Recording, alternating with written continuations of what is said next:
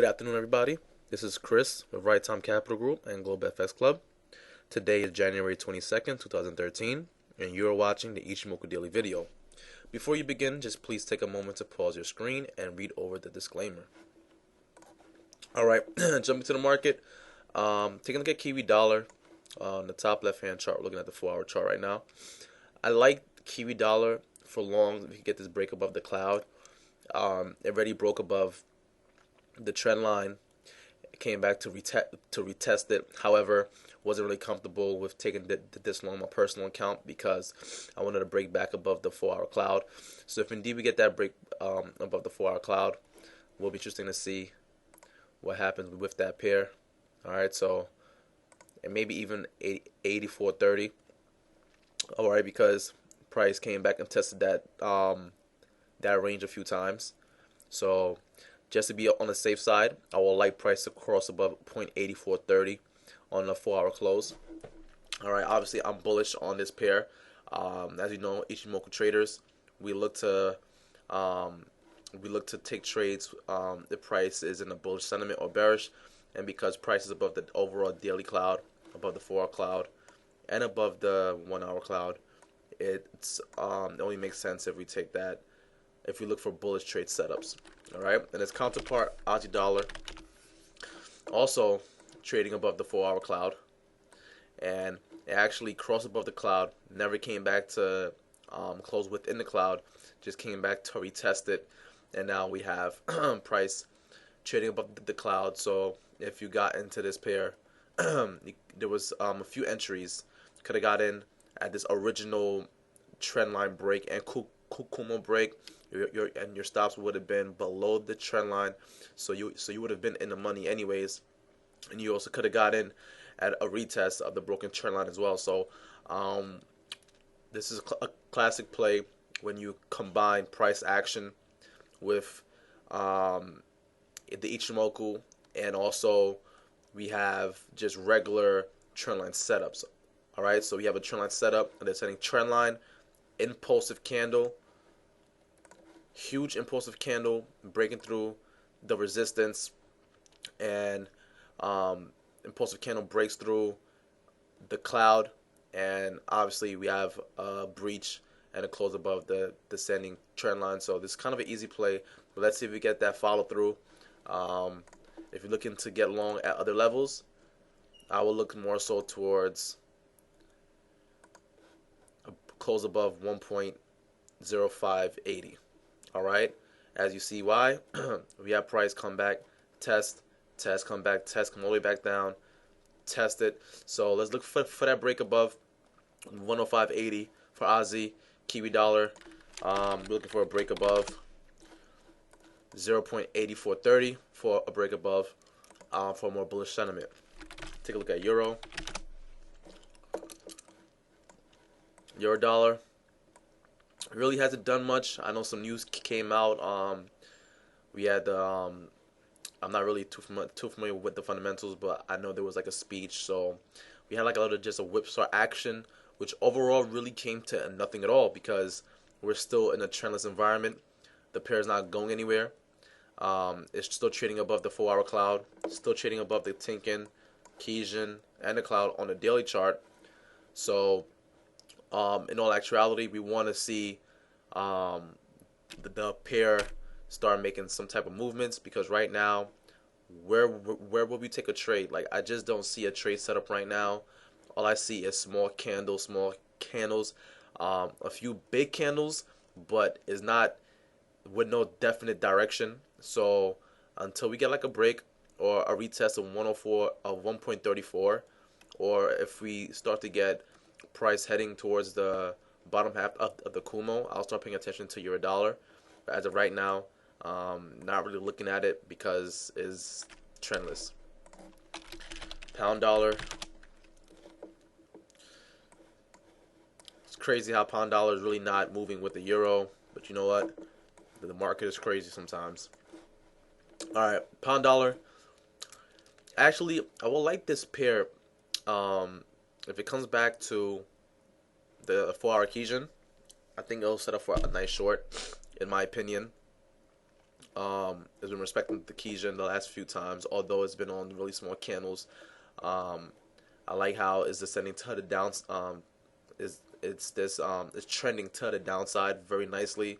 Nice slope on the Kijin, nice angle. So I definitely like this pair.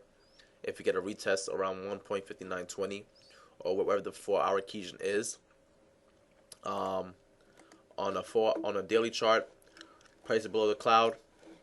Therefore, we should be looking for just shorts on both 4-hour and daily, which is crazy because on the euro dollar, price is above both daily and 4-hour chart, and we should be looking for longs. But pound and euro correlate, so just leaves a lot of people just scratching their heads. But in situations like this, it's key that we just look to play our charts, all right, our technical analysis. It's important that we just remain just true to that, and you can also just draw the setting trend line on pound dollar, which I like so much. So yeah, I definitely like pound dollar. Keep that on your radar. Pound, Kiwi, and Aussie right now, for possible trade setups. All right. Also take a look at dollar Swiss.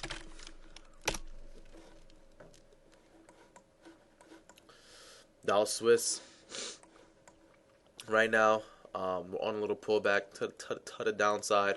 However, we have a strong support with the Kumo. Also, price has been respecting that 20 EMA.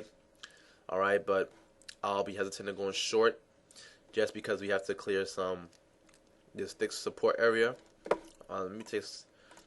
My platform hasn't really been working with me that well, so yeah, this 4-hour cloud, very thick on support. Um, let's see if we have any. All right, so as you see, 0.9250. I think that's a very critical support area for the pair, because not only is it the 50% retracement, but it's the last line of defense before it turns into a bearish sentiment. Because if it crosses below 0.9250, then it's crossing below and closing below the 4-hour cloud, which will all in all change our shift on, or change our outlook on dollar Swiss, and we'll be more looking for risk bears to start climbing. All right, take a look at dollar yen.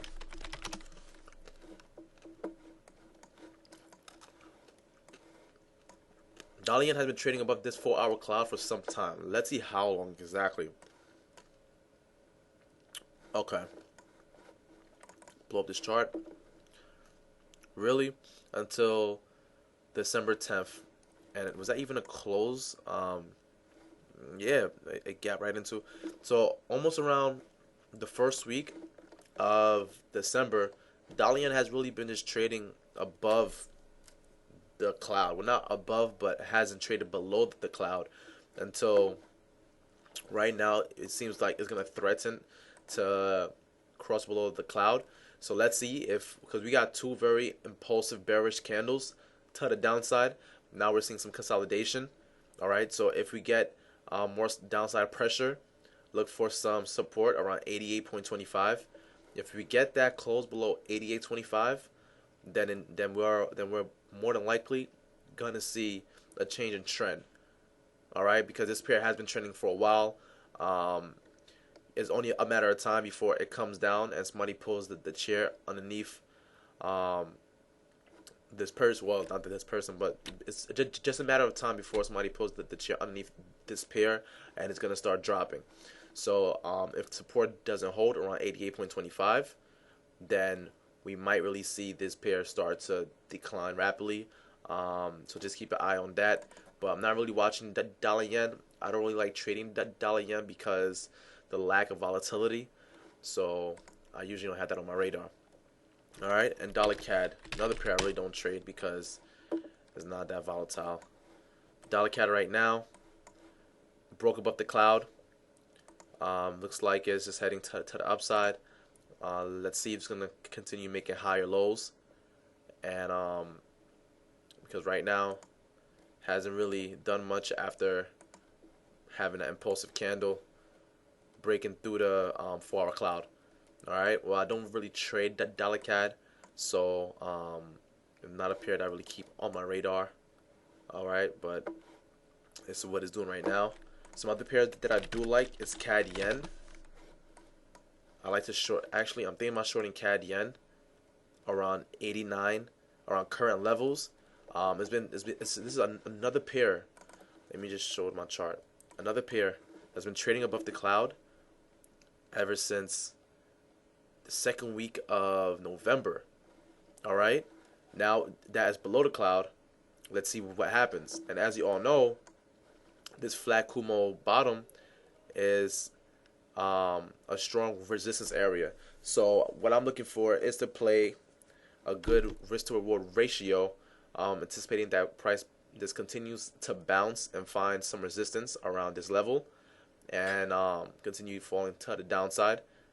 All right, because it's been trading above a lot of support for a very long time, and it's only a matter of time before people start trying to cover their positions and start shorting it in a change of sentiment. However, it's going to be risky because on a daily chart, we're still really way above the Kumo cloud.